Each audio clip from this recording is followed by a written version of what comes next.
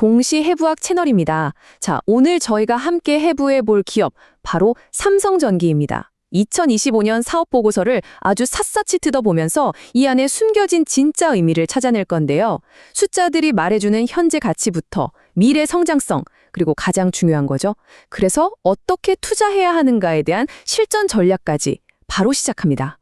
자, 오늘 우리가 풀어야 할 가장 큰 수수께끼입니다. 한번 보세요. 매출 10% 올랐죠? 영업이익은 무려 24%나 성장했습니다. 아니, 이 정도면 정말 훌륭한 성적표잖아요. 그런데 주가는 왜 이럴까요? 왜 이렇게 망설이는 걸까요? 이 좋은 실적과 시장의 좀 미지근한 반응, 바로 이 사이의 틈에 우리가 찾아야 할 기회와 또 조심해야 할 리스크가 전부 숨어 있습니다. 좋습니다. 그럼 삼성전기의 2025년 성적표부터 한번 꼼꼼하게 뜯어보죠. 모든 분석은 뭐니 해도 팩트, 숫자에서부터 시작해야죠. 가장 먼저 눈에 확 띄는 숫자, 바로 이 24%입니다.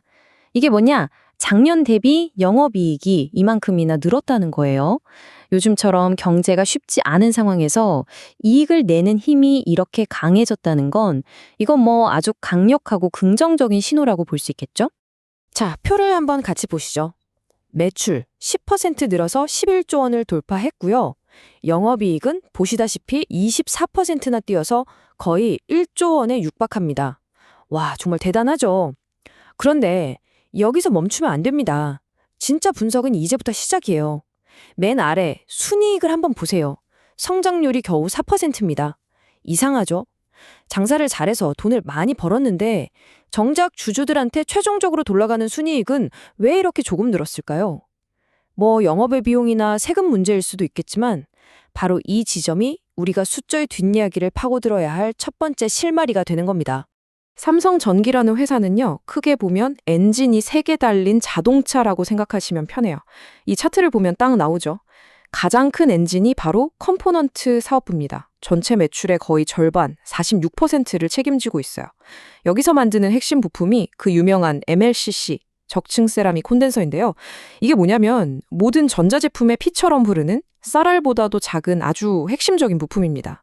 그리고 나머지 두 엔진, 스마트폰의 눈을 만드는 광학 솔루션이랑 반도체가 사는 집을 만드는 패키지 솔루션이 뒤를 든든하게 받쳐주고 있는 거죠. 자, 이제부터가 진짜 재밌어집니다. 이익을 얼마나 냈는지, 즉 돈을 얼마나 벌어왔는지를 보면요. 와, 컴포넌트 사업부의 힘이 정말 대단하죠? 전체 이익의 3분의 1을 여기서 혼자 다 벌어옵니다. 그런데 말이죠. 우리가 진짜 봐야 할 건 바로 저 세 번째 막대 그래프, 패키지 솔루션입니다. 제가 사업 보고서를 더 파봤더니 이 사업부는 작년보다 영업이익이 오히려 14%나 줄었어요. 그러니까 전체 평균 성적은 순데 과목별로 점수를 보니까 한 과목은 성적이 뚝 떨어진 거예요. 아마 반도체 시장 분위기가 안 좋았던 탓이겠죠. 바로 이겁니다. 전체 숫자만 보고 좋아할 게 아니라 이렇게 각 사업부의 속사정을 들여다보는 게 진짜 분석의 시작입니다. 실적이 아무리 좋아도 회사가 부실하면 말짱 도루묵이죠. 이제 삼성전기의 기초 체력이 얼마나 튼튼한지 재무 상태를 한번 점검해 보겠습니다. 이 화면 하나가 삼성전기의 재무 상태를 딱 요약해 줍니다. 왼쪽부터 볼게요. 재무 안정성. 와, 이건 뭐 거의 A+급입니다. 부채 비율이 49%라는 건 정말 빚이 적다는 뜻이고요. 심지어 빚보다 현금이 더 많은 순현금 상태예요. 한마디로 웬만한 경제 위기에도 끄떡없을 만큼 체력이 아주 좋다는 거죠. 자, 그런데 오른쪽을 한번 볼까요? 수익성을 보여주는 ROE라는 지표는 7.5%네요. 이걸 어떻게 봐야 할까요?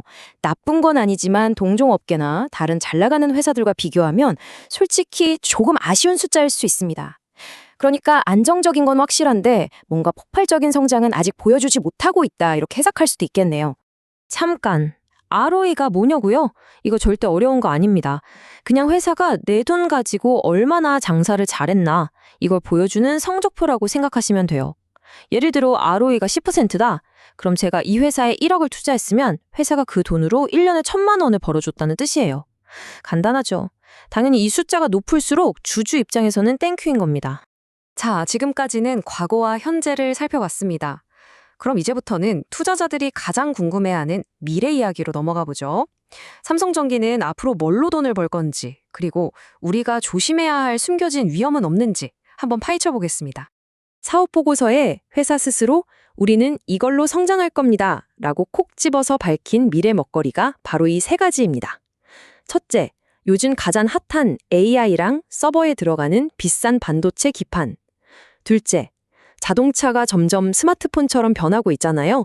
거기에 꼭 필요한 아주 튼튼한 전장용 부품들. 마지막으로 앞으로 나올 새로운 폴더블 폰이나 XR 기기에 들어갈 엄청난 성능의 카메라 모듈. 딱 봐도 전부 지금 가장 주목받는 미래 산업들이죠. 이게 그냥 이렇게 할 겁니다 하는 희망사항이 아니에요. 사업 보고서에 나온 이 문구를 보세요. AI, 서버, 전장 같은 성장 시장에서 사업을 확대해서 실적 성장을 이뤄냈다. 이미 이쪽으로 힘을 쏟아서 실제 성과를 내고 있다는 걸 보여주는 거죠. 회사가 어디를 보고 달리고 있는지 아주 명확하게 알 수 있는 대목입니다. 하지만 장밋빛 미래만 있는 건 아니겠죠? 앞으로 삼성전기 주가의 방향을 결정할 우리가 반드시 체크해야 할 변수 세 가지가 있습니다.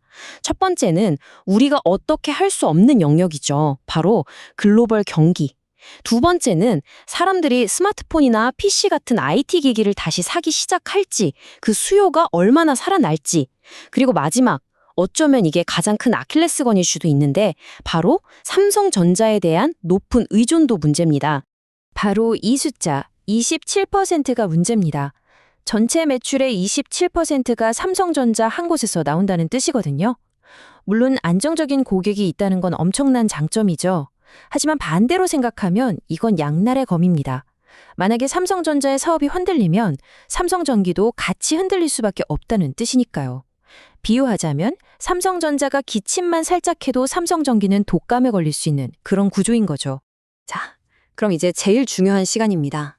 지금까지 분석한 내용을 전부 모아서 그래서 우리는 어떻게 해야 하는가? 구체적인 투자 전략을 한번 짜보겠습니다. 지금 삼성전기의 상황을 저는 딱 이렇게 비유하고 싶어요. 엔진은 정말 끝내주는데 길이 너무 안 좋은 자동차. 무슨 말이냐면 기술력이나 재무 상태 같은 엔진 성능은 아주 강력해요. 그런데 경기가 안 좋고 IT 수요도 불확실한 마치 안개가 자욱한 도로를 달리고 있는 거죠. 여러분, 차는 좋은데 앞이 잘 안 보일 때 어떻게 운전해야 할까요? 우리는 두 가지 시나리오를 모두 준비해야 합니다. 첫 번째, 강세장 시나리오. 만약 AI랑 전장 시장이 폭발하고 경기도 좋아지는 그림이 나온다면 그때는 과감하게 이 회사의 성장성에 베팅해서 비중을 늘리는 전략을 생각해 볼 수 있겠죠. 반대로 약세장 시나리오. IT 수요는 계속 지지부진하고 경기가 나빠진다면 그때는 이 회사의 튼튼한 재무 상태를 믿고 서두르지 말고 주가가 떨어질 때마다 조금씩 나눠서 사는 분할 매수 전략이 현명할 겁니다. 그리고 내가 얼마나 길게 투자할 건지에 따라서도 전략이 달라져야 합니다. 만약 단타나 스윙 같은 짧은 투자를 생각하신다면 요즘 같은 때는 경제 뉴스에 따라 주가가 계속 흔들릴 테니 좀 보수적으로 접근하는 게 맞습니다. 하지만 나는 2년, 3년 이상 길게 보고 투자하는 장기 투자자다 하시는 분들은요, 단기적인 주가 흔들림에 너무 신경 쓰지 마시고 AI나 전장 같은 큰 흐름 속에서 이 회사가 가진 진짜 실력, 그 펀더멘털을 믿고 꾸준히 적금 붓듯이 모아가는 전략이 아주 좋은 방법이 될 수 있습니다. 자, 오늘 제가 여러 데이터와 전략의 틀을 보여드렸습니다. 이제 여러분 스스로에게 질문을 던져보실 시간입니다.